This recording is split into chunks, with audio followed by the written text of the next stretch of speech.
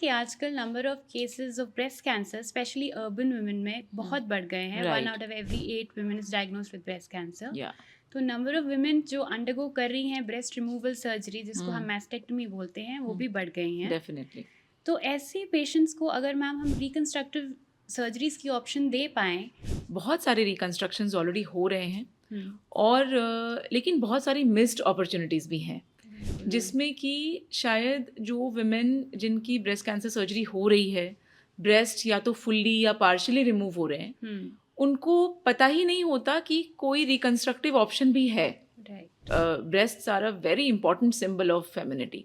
What are the options जो reconstruction की available है फॉर ब्रेस्ट सर्जरी पेशेंट? तो मैम क्या फैक्टर्स होते हैं जो हेल्प करते हैं डिसीजन मेकिंग में कि हम इम्प्लांट बेस्ड चूज करें या ऑटोलॉगस, मतलब अपना ही नेचुरल टिश्यू रिकंस्ट्रक्ट अब करें? इसमें कैसे है कि सी ब्रेस्ट कैंसर का जो ट्रीटमेंट है वो एक कोई सिंगल ट्रीटमेंट तो है नहीं। कभी कभी जो ब्रेस्ट कैंसर सर्जरी है मेस्टेक्टोमी, उसके पहले कीमोथेरेपी लगती है, बाद में लगती है, रेडियोथेरेपी प्लान होता है। कोई ओबीज है तो डिफरेंट ऑप्शन होगा, कोई थिन है डिफरेंट ऑप्शन होगा।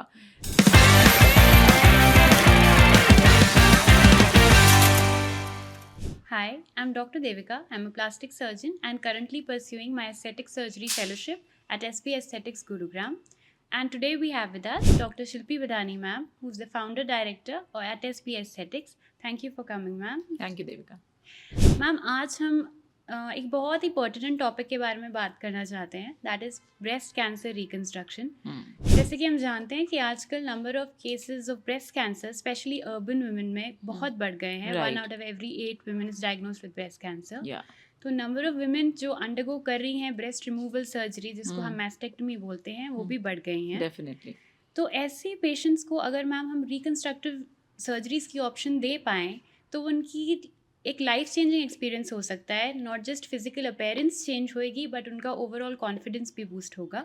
या। सो आई थिंक आज हम उनकी रिकंस्ट्रक्टिव ऑप्शंस के बारे में बात करना चाहते हैं। Sure, and I think this is a very important topic that you've picked today for the podcast. And बहुत सारे रिकंस्ट्रक्शंस ऑलरेडी हो रहे हैं और लेकिन बहुत सारी मिस्ड अपॉर्चुनिटीज़ भी हैं जिसमें कि शायद जो विमेन जिनकी ब्रेस्ट कैंसर सर्जरी हो रही है, ब्रेस्ट या तो फुल्ली या पार्शियली रिमूव हो रहे हैं, उनको पता ही नहीं होता कि कोई रिकंस्ट्रक्टिव ऑप्शन भी है।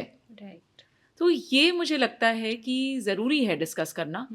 क्योंकि obviously breasts are a very important symbol of femininity. Absolutely ma'am. And कितने बार ये बहुत इमोशनल एक्सपीरियंस होता है और वीव सीन पेशेंट्स जो बाद में भी आए हैं हमारे पास ब्रेस्ट कैंसर से, जब मेस्टेक्टमी हो गई कितने सालों के बाद भी वो ये ऑप्शन सोच रहे हैं, लेकिन उनकी हिम्मत नहीं हो रही बिकॉज इन्फॉर्मेशन ही नहीं है। So I think it's a fabulous topic that you have to pick today. So ma'am we'll start with the basics. What are the options जो रिकंस्ट्रक्शन की अवेलेबल है for breast surgery patient? So I think इसको हम ऐसे देख सकते हैं कि इम्प्लांट बेस्ड और नेचुरल, है ना। तो इम्प्लांट बेस्ड में ऐसा होता है कि जैसे नॉर्मली भी हम इम्प्लांट्स यूज़ करते हैं ब्रेस्ट ऑगमेंटेशन में। तो after breast cancer once the breasts are removed, then also implants can be used for creating that breast like appearance. और इसमें भी अलग अलग वेरिएशंस होते हैं, वो ऑब्वियसली इंडिविजुअल पेशेंट्स पे डिपेंड करेगा कि हम फ्लैप के साथ कर रहे हैं, फ्लैप के बिना कर रहे हैं या क्या। बट इम्प्लांट बेस्ड रिकंस्ट्रक्शन एक ऑप्शन है। और दूसरा ऑप्शन है जो कि अपने ही टिश्यू से, अपने ही बॉडी के दूसरे पार्ट से कुछ टिश्यू लेके हम रिकंस्ट्रक्ट करते हैं। तो वो या तो फिर एब्डोमेन से कोई फ्लैप हो, या आपके बैक से फ्लैप हो, या फिर कोई दूसरे पार्ट ऑफ द बॉडी से कोई हम टिश्यू ले रहे हैं, या आपका अपना ही फैट यूज़ कर रहे हैं। तो बहुत सारे ऑप्शंस हैं। So implant based and natural tissue दोनों ही ऑप्शंस मौजूद हैं। तो मैम क्या फैक्टर्स होते हैं जो हेल्प करते हैं डिसीजन मेकिंग में कि हम इम्प्लांट बेस्ड चूज करें या ऑटोलॉगस, मतलब अपना ही नेचुरल टिश्यू रिकंस्ट्रक्ट? अब इसमें कैसे है कि सी ब्रेस्ट कैंसर का जो ट्रीटमेंट है वो एक कोई सिंगल ट्रीटमेंट तो है नहीं, क्योंकि प्रेजेंटेशंस अलग हैं, डिफरेंट स्टेजेस में लोग प्रेजेंट करते हैं और उनकी क्या ट्रीटमेंट, जो ऑन्कोसर्जन हैं, ब्रेस्ट कैंसर स्पेशलिस्ट हैं, उन्होंने क्या प्लान आउट किया हुआ है। कभी कभी जो ब्रेस्ट कैंसर सर्जरी है मेस्टेक्टोमी, उसके पहले कीमोथेरेपी लगती है, बाद में लगती है, रेडियोथेरेपी प्लान होता है। तो ऑब्वियसली जब एक बेसिक, जैसे अगर हमारे व्यूअर्स को अगर हम एक मैसेज देना चाहें, तो अगर रेडियोथेरेपी प्लान्ड है तो एज अ सर्जन मैं इम्प्लांट बेस्ड रिकंस्ट्रक्शन शुरू में नहीं करूँगी, राइट, है ना। और अगर एंड इनफैक्ट अगर रेडियोथेरेपी प्लान्ड है तो हम फ्लैप ऑप्शन के साथ जा सकते हैं और बाद में हम इम्प्लांट कर सकते हैं, फैट ग्राफ्टिंग से उसको हम इंक्रीज कर सकते हैं। तो एक तो ये हुआ कि भाई कैसा उनका ट्रीटमेंट प्लान है कैंसर ट्रीटमेंट का, और दूसरी फिर बात ये आती है कि उनका जैसे बॉडी हैबिटस क्या है। कोई ओबीज है तो डिफरेंट ऑप्शन होगा, कोई थिन है डिफरेंट ऑप्शन होगा। Some young women are also facing this issue of breast cancer and mastectomy हो गई उनकी, तो उन केसेस में डिफरेंट ऑप्शन होगा। सो ऑब्वियसली ये बहुत ऑप्शंस बहुत सारे हैं, और ब्यूटी यही है कि हम टेलर कर सकते हैं इसको इंडिविजुअल नीड्स पे और इंडिविजुअल कंडीशंस पे।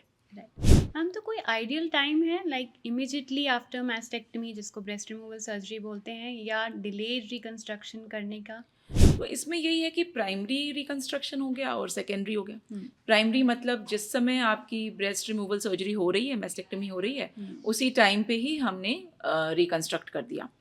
लेकिन हाँ, इसके कुछ अपने कंडीशंस हैं जो कि फुलफिल होने चाहिए, और उसके बाद ही हम प्राइमरी रिकंस्ट्रक्शन कर सकते हैं। इसलिए ये जो डिस्कशन है ये सर्जरी के पहले का डिस्कशन है कि उनको इन्फॉर्मेशन पूरी होनी चाहिए कि भाई ऑप्शंस क्या क्या हैं। जब ऑप्शंस ही नहीं पता तो फिर डिसीजन का सवाल ही नहीं उठता। और सेकेंडरी रिकंस्ट्रक्शन मतलब जिन्होंने ऑलरेडी कैंसर सर्जरी करवा ली और अब वो रिकंस्ट्रक्शन करवाना चाहते हैं। जैसे कि if you remember last week ही हमारे पास एक पेशेंट आई थी और उनकी मेस्टेक्टोमी कब 14 साल पहले हुई है, तो है ना। इतना टाइम उनको लगा to actually prepare herself Yes. To opt for a reconstruction. and in fact she saw our fat transfer video and then Videos, she right. came and she said कि मुझे ऑप्शन, तो एक्चुअली इनफैक्ट उनको option दिया गया था उस time, but she did not want any other big surgery to happen during that time. And we've planned fat transfer for her and I think she should have a good result. तो फिर यही options हैं, primary reconstruction, secondary मतलब mastectomy हो गई, treatment पूरा हो गया और उसके बाद आप ऑप्ट कर रहे हैं, और primary during the stage of removal of your breasts, you are at the same time in the same surgery you are opting for a reconstruction. तो मैम, एडवांटेजेस या डिसएडवांटेजेस हैं कोई जो पर्टिकुलरली एसोसिएटेड हैं either of the two forms of reconstruction से, implant based या natural, जो आपने बताया? इम्प्लांट बेस्ड में एक थोड़ा सा सबके मन में जो हिचक होती है कि फॉरेन बॉडी है, अलग से ये कुछ डिफरेंट मटेरियल है जो बॉडी में इंसर्ट हो रहा है। But of course it's so common to do, and natural looking, natural feeling implants, इतने सारे अब अच्छे implants हैं, 6th generation implants हैं, so to touch and feel they are absolutely natural. So implant base में थोड़ा सा, लेकिन ये लोगों को लगता है कि भाई कैसा रहेगा, आर्टिफिशियल तो नहीं लगेगा। नेचुरल के फिर अपने डिसएडवांटेज और एडवांटेज हैं। Natural tissue is always, it feels like your own body tissue, but वही है कि इसमें एक different part of body involve हो रहा है ना। उसमें हम जो फ्लैप कर रहे हैं या फिर मान लीजिए डिस्टेंट फ्लैप कर रहे हैं या लोकल फ्लैप कर रहे हैं, जैसे बैक से अगर हमने टर्न कर दिया या एब्डोमेन के, तो वहाँ पे भी ऑब्वियसली एक मॉबिलिटी आती है, स्कार आता है। तो बहुत लोग ये नहीं चाहते कि किसी और बॉडी पार्ट में स्कार आए। तो मुझे लगता है कि इन दोनों का बड़ा फाइन बैलेंस है फैट ग्राफ्टिंग। लेकिन हाँ, standard of care definitely free flap होता जा रहा है, क्योंकि जो एब्डोमेन से फ्री फ्लैप्स लेते हैं वो सिंगल स्टेज रिकंस्ट्रक्शन है। जो पेशेंट्स हैं उनको मैं यही एनकरेज करती हूँ कि आप अपने ऑप्शन समझें और उसके बाद वाइजली चूज़ करें, क्योंकि there is not only one option present but there are multiple things to choose from. So या I mean advantage disadvantage is not absolute, but relative to a particular patient क्या advantage है, and then we have to decide. हम जैसे आपने बोला, आजकल बहुत young females में ब्रेस्ट कैंसर डायग्नोस होता है। A lot of them are unmarried, nulliparous, and they don't want to opt for an option जहाँ उनको एक्स्ट्रा स्कार मिले बॉडी में। तो ऐसे केस में बेस्ट रिकंस्ट्रक्टिव मोडालिटी आपके हिसाब से क्या है? जैसे मैं तो अपने प्रैक्टिस में फ़ैट ट्रांसफ़र काफ़ी करती हूँ, और मुझे लगता है कि अभी भी ब्रेस्ट कैंसर रिकंस्ट्रक्शन में फ़ैट एक बहुत अंडर यूटिलाइज टूल है। तो इनफैक्ट जैसे रेडियोथेरेपी के बाद भी इतनी एक्सटेंसिव स्कारिंग हो जाती है, वो एरिया चिपक जाता है बिल्कुल वो चेस्ट वॉल से, तो उसको भी रिलीज़ करने में, न्यू टिश्यू ग्रो करने में वो डेफिनेटली हेल्प करता है। हाँ, स्लो प्रोसेस है, पेशेंस चाहिए, सर्जन को भी, पेशेंट को भी, लेकिन and results can be beautiful. And the best part of fat grafting I feel is that it can be possible without any visible scar, significant scar on any other part of the body. And I particularly remember this young patient who was unmarried and she had undergone a mastectomy. And उसका हमने 5 session किया, 5 या 6 session किए उसके fat transfer के. And I was able to reconstruct an entire breast, absolutely flat chest to a full breast. With fat alone. With fat alone, yes. So it's possible, and but yes, it requires patience, and results are absolutely like बहुत ही अच्छे हैं results. So with fat grafting, we need to be prepared for Multiple sessions, definitely. Right. But yes, daycare surgery है. You can come in the morning and leave in the evening. Right. फिर 3 से 4 महीने में आप repeat करवाइए, तो धीरे धीरे करके अपना होता रहता है. फ्लैप में एडवांटेज है कि एक ही बार में हो जाएगा, लेकिन हाँ कुछ एडजस्टमेंट्स की ज़रूरत पड़ सकती है. बट बाद में फिर वही है कि मोबिलिटी थोड़ी सी उस टाइम पे थोड़ी ज़्यादा रहती है, 3 हफ्ते 4 हफ्ते 1 महीने. फ्लैप फेल कर गया तो फिर then there is an additional scar with no benefit. तो ये सब चीज़ें हैं, ऑप्शंस डिस्कस करने वाली बात है. मैम, और स्पेशली जो निपल एरियोला कॉम्प्लेक्स की डिफॉर्मिटीज़ हो जाती हैं पोस्ट सर्जरी, उनको एड्रेस करने के लिए हमारे पास क्या ऑप्शंस रहते हैं? जैसे एक तो ये सिचुएशन हुई कि निपल एरियोला कॉम्प्लेक्स निकल ही गया सर्जरी में, मेस्टेक्टोमी में, है ना. तो उसमें फिर ये रिकमेंडेड है कि फुल रिकंस्ट्रक्शन कंप्लीट हो जाए और उसके बाद हम क्रिएट करें. और ये पॉसिबल है बिल्कुल निपल एरियोला कॉम्प्लेक्स क्रिएट करना, एंड हमने किया भी है and with good results.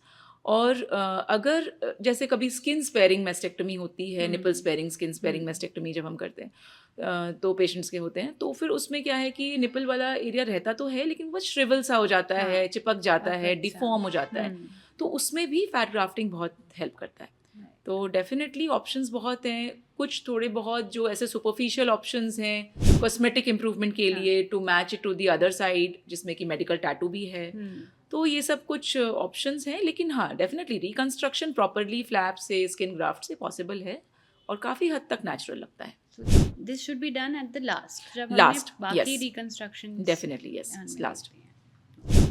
Ma'am, and is there anything that we can do to the other breast? क्योंकि ऑब्वियसली ब्रेस्ट में सिमेट्री इंपॉर्टेंट है, तो अगर हम ऑब्वियसली जो ऑपरेटेड ब्रेस्ट है उसको ऑपरेट कर रहे हैं, उसको रिकंस्ट्रक्ट कर रहे हैं, फिर भी चांसेस हैं कि वो फुल्ली मैच नहीं करेगा 100% with the opposite breast. So उसमें अब सी ऑपोजिट ब्रेस्ट की सर्जरी के लिए ना बहुत रीजंस हो सकते हैं. For example there was once a patient who was 65 years old and I treated हर.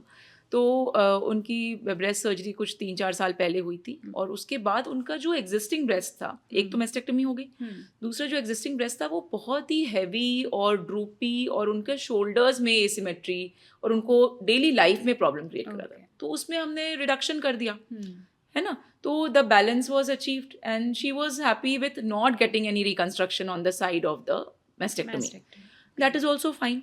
लेकिन हाँ, अगर डिस्क्रिपेंसी ज़्यादा है, और यूजुअली ये डिस्क्रिपेंसी जो है वो सैगिंग और heaviness of the other breast के कारण होती है, तो रिडक्शन एक डेफिनेट ऑप्शन है. रिडक्शन और लिफ्ट से बहुत हद तक सिमेट्री अचीव हो जाती है. तो changes in the opposite breast possible है और सेफली पॉसिबल है. पेशेंट्स को, मुझे जो मैंने देखा है, पेशेंट्स को ये लगता है कि एक ब्रेस्ट ऑलरेडी उसमें कैंसर था, दूसरे में सर्जरी करा लेंगे, कहीं उसके कारण कैंसर तो नहीं हो जाएगा. तो ये सब these are absolutely misconceptions, and I think कि they can always opt for a better life अगर वो opposite breast की कुछ balancing surgery जैसे करवा लें, lift करवा लें, reduction करवा लें, तो definitely symmetry better achieve होती है. Right, ma'am. And lastly, ma'am, what is the one advice that you would like to give to patients who are considering reconstruction post-breast surgeries? See, I think first and foremost is understand your options very well. हाँ, कि आप primary करवाना चाहेंगे, secondary करवाना चाहेंगे, when are you going to time it, and how, and plus बहुत important है क्योंकि आजकल बहुत सारी यंग वुमेन में हो रहा है ब्रेस्ट कैंसर. सो उनको लगता है कि ऑलरेडी इसकी रिकवरी में इतना टाइम लग गया, they are off from work, they want to join work quickly. तो you need to have time for this. you can't rush your schedule कि आपने कराया और immediately you want to go back to, मतलब थोड़ा सा अपने लिए समय निकालना पड़ेगा, ऑप्शन समझने पड़ेंगे, and one has to meet a reconstructive surgeon, plastic and reconstructive surgeon for it. और options एक बार समझेंगे तो definitely it can be planned out and they can have a good result, क्योंकि there's so many advances in breast cancer reconstruction. So I feel कि information is the key. The first step. तो primary session में ही I think before the first surgery. हाँ, definitely primary session में करवाना तो definitely standard of care है. तो वो अपने ऑप्शंस डिस्कस करें कि प्राइमरी में क्या पॉसिबल है. अगर बाय चांस उनको प्राइमरी नहीं करवाना तो क्या पॉसिबल है ना. तो जैसे एब्डोमिनल फ्लैप है या फिर जो बैक से फ्लैप लेके एलडी फ्लैप है, ये सब भी प्राइमरी में भी हो सकता है, ये सेकेंडरी भी हो सकता है. तो वो कब करवाना चाहते हैं. Definitely standard of care across the world nowadays is primary reconstruction. So definitely I think information must reach the right people. Thank you so much, ma'am, for this insightful session, and I hope everybody who needs to know about this has benefited from this session. Thank you. Thank you so much.